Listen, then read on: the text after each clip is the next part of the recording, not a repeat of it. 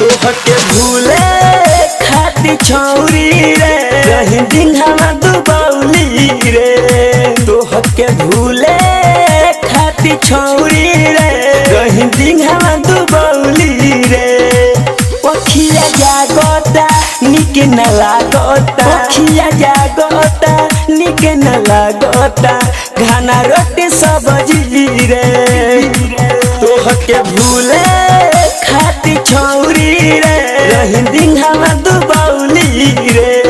तोहके भूले खाती छौरी रे रही दिंघावा दुबौली रे।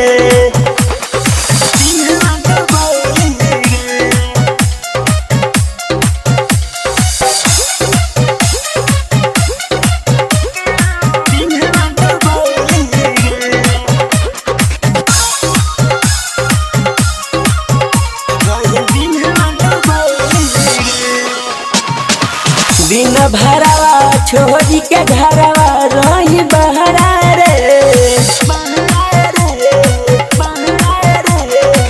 हो प्यारे कोई के जखम दिहले गहरा रे। दिन भरावा छोरी के घरवा रही बहरा रे। हो प्यारे कोई के धोखा दिहले जखम गहरा रे।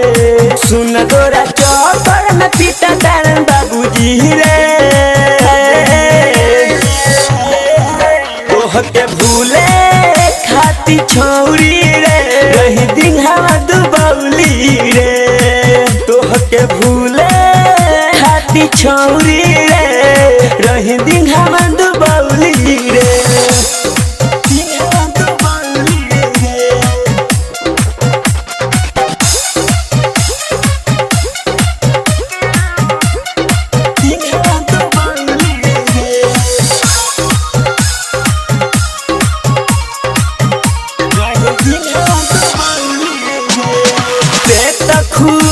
सुननी बारे दीपक के संघवा रे। आके देखू रोज पीले बिसकिया रमवा रे। ते तखू सुननी बारे दीपक के संघवा रे। आके देखू रोज पीले बिसकिया रमवा रे। कोहे अजय ना माफ करी है रबजी रे। तोहके भूले खाती छौरी रे रही दिंघावा दुबौली रे। तोहके भूले खाती छौरी रे रही दिंघावा दुबौली रे।